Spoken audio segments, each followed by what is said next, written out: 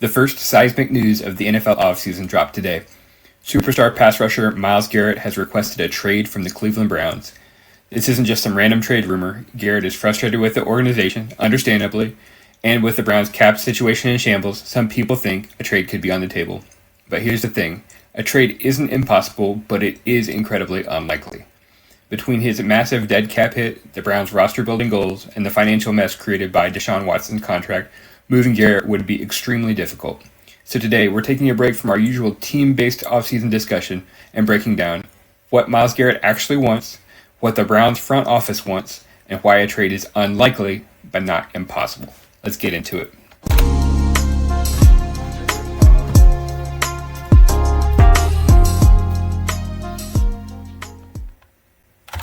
All right, so Myles Garrett has publicly requested a trade. Here is the statement he released. As a kid dreaming of the NFL, all I focused on was the ultimate goal of winning a Super Bowl, and that goal fuels me more today than ever. My love for the community of Northeast Ohio and the incredible fan base of the Cleveland Browns has made this one of the toughest decisions of my life. These past 8 years have shaped me into the man I am today. While I've loved calling the city my home, my desire to win and compete on the biggest stages won't allow me to be complacent. The goal was never to go from Cleveland to Canton. It has always been to compete for and win a Super Bowl. With that in mind, I have requested to be traded from the Cleveland Browns. All right. Well, seems like the organization's going kind of nowhere fast. Let's kind of give the lay of the land. He is a great player, obviously. 14 or more sacks in 4 consecutive seasons. Only player to ever do that. He's got like 5 All-Pros, 2023 Defensive Player of the Year. I don't think it's been announced for 2024 yet. Could be back-to-back. So the phone's going to ring off the hook, no question. And let's look at some suitors. And, in descending order of effective cap space, keeping in mind effective cap space is if these teams sign their draft picks, how much extra space will they have left over. Patriots and Raiders are 1 and 2 in the most cap space. Now, these aren't teams that are currently in the playoffs contending.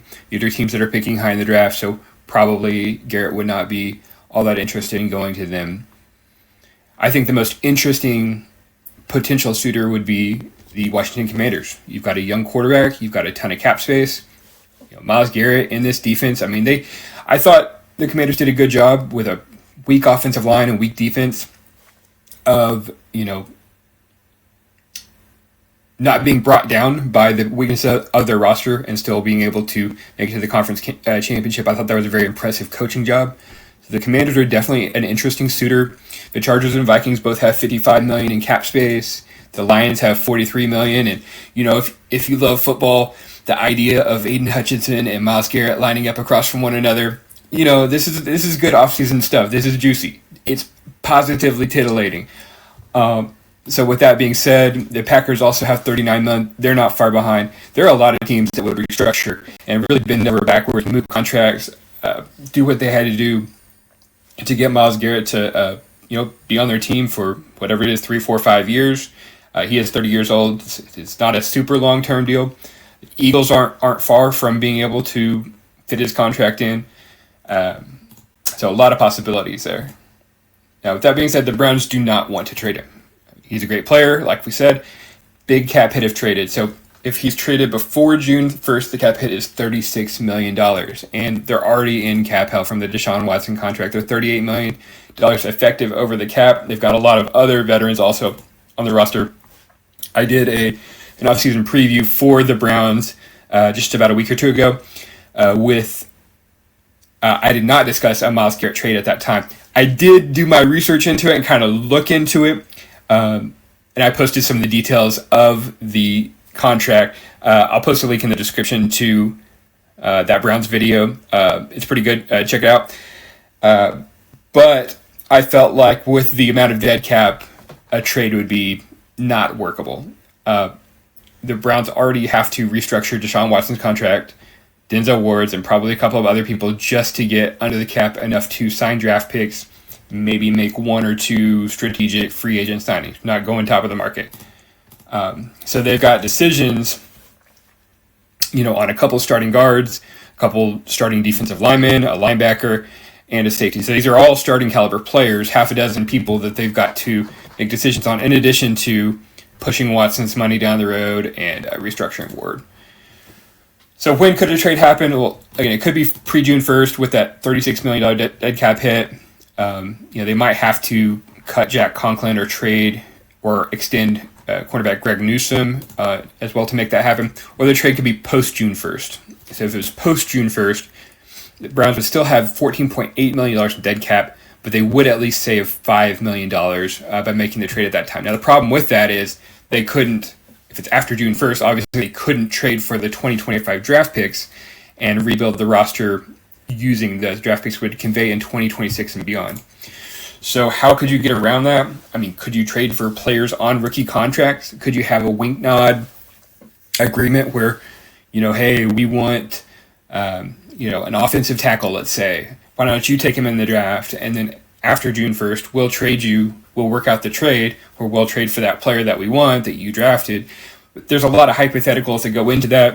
And, it's not possible to work something out along those lines that would be legally binding. So either side could back out at any point from that or ask for more.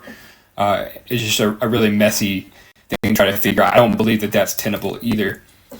So let's kind of look at the people in this scenario. What do they want? First of all, what does Myles Garrett want? I believe he has said that this is not about money. How could you not want some kind of pay bump? Okay, his current APY is $25 million per year. Nick Bosa got $34 million per year. The Browns have said he's earned a pay raise, and they're interested in discussing that. Bumping him up plus $10 million a year, resetting the market, $35 million, maybe adding a couple $1 million on, would make a lot of sense for him. Now, the Browns still need a quarterback in order to be able to compete. So you could draft a rookie. That's probably not Myles Garrett's preference because you probably wouldn't be competitive in year one. You're already talking about cutting veteran players just to be able to operate your team. Rookie quarterback probably isn't going to be super successful in that environment with like 3 or 4/5 of the offensive line being remade. I don't think so. The other option would be that you could try to sign Kirk Cousins, Russ style. So he could be released. It's a definite possibility that he could be released from his contract with the Atlanta Falcons. You might like to slow play this Garrett situation and let that play out. In March, the Falcons may decide that it's time to make a move like that.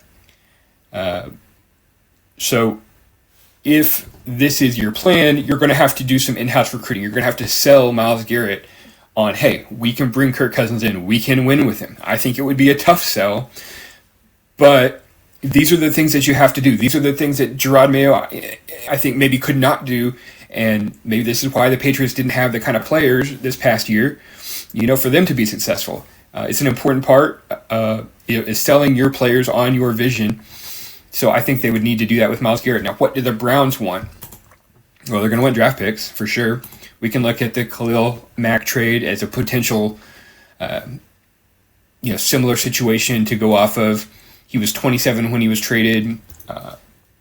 The Raiders got a first, a 6, a future first, and a future third. So two ones, a 3, and a 6 for Mack, a future second, and a future 7th. So somewhere in the neighborhood of 2 first-round picks, basically.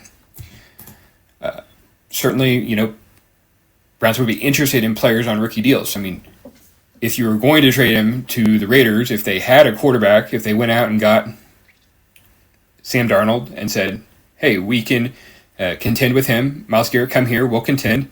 Maybe then they try to trade Brock Bowers after June 1st and some draft picks. And that's the kind of thing that could be a proxy for trading draft picks, is trading a great player like that who's getting paid relative peanuts over the next few years. It's just tough because, again, you've got to time it right. Watson's money won't completely roll off of the Browns' books until 2028. I don't think that they're going to want to wait that long to rebuild, but I could see they may decide on a timeline where, 2025, maybe they put in some pieces on the team, and maybe they want to bring the quarterback in 2026, or in some form or fashion over the next this offseason and the next, they shed their big money contracts, they get younger, they acquire draft picks, trade down, do what they have to do to rebuild the roster in entirety. So in conclusion, we can look at a teardown type scenario. So they would still have to restructure Deshaun Watson and Ward. They would cut or trade Jack Conklin, saving $4.6 million. Probably Joel Bitonio would retire. He doesn't sound like he's interested in a rebuild either. They would use the post-June 1st release designation on guard Wyatt Teller, saving $6 million, and defensive tackle Davin Tomlinson, saving $6.4 million. Tomlinson's still a pretty decent player. Conklin's still a pretty good player. Teller is probably past his prime, but you are kind of selling a lot of these pieces at pennies on the dollar, maybe 50 cents on the dollar, but this is what it looks like to tear a roster down and rebuild. Do you want to really bring a quarterback into the situation right now? I'm not so sure that you do. You could trade or extend quarterback Greg Newsome. He's only 24. He is currently playing on the 5th-year option at $13.4 million. So, trading him would save the entirety of that. Extending him would probably reduce it by some amount, depending on how you structure that contract. And the priority that you would want to retain is the ability to draft the best players available. You're creating all these holes on your roster. You can't build your roster to the best of your ability if you're going to the draft like the Saints, saying, hey, we really, really need certain positions, so we've got to take a defensive end in the first round to replace Myles, or we've got to take an offensive tackle. You've just got to take the best players available. So whatever that means, if you bring in some cheap veterans to be placeholders, you got to do what you got to do, even in a rebuilding situation, to be able to use your draft picks wisely. So in conclusion, this is something that has to make sense for Garrett, the Browns, and the acquiring team. It just doesn't right now. One situation I didn't go into a lot of detail about is a potential NBA-style trade where, the acquiring team, the first thing that I thought about was, okay, we'll trade Deshaun Watson and Myles Garrett for a conditional 7th-round pick. I don't think that works. Trying to move money back and forth, it's just hard to make the incentives work out for both teams, just because that Watson contract is so bad. I don't know that it's out of the question. I wasn't able to find a way to make it work out at this time. Would Garrett give up some money to make a trade work? Deshaun NBA trade. Would Deshaun give up money to potentially get a fresh start in the future? His injury and the timeline for that complicates that. So that again makes it hard to see. And certainly the Browns would want those draft picks or young cost control players. So Myles Garrett is wanting out. Wanting out is a big deal. There's no way around that. But actually pulling off a trade is another story. So between the dead cap hit, the Browns' already shaky defensive situation, and the Watson contract looming over everything, trading Garrett would be a brutal move for Cleveland. But if his frustration reaches a breaking point, it might not be entirely off the table. So let me know what you think. Will the Browns hold firm, or will they be forced to move him? If they did trade him, what would the return even look like? Drop your thoughts in the comments below and let's talk about it. Tell me your craziest takes about Deshaun Watson NBA-style trades or whatever it may be. So, if you enjoyed today's episode, hit like, subscribe, and ring the bell so you don't miss tomorrow's breakdown. We'll be looking into the Las Vegas Raiders next.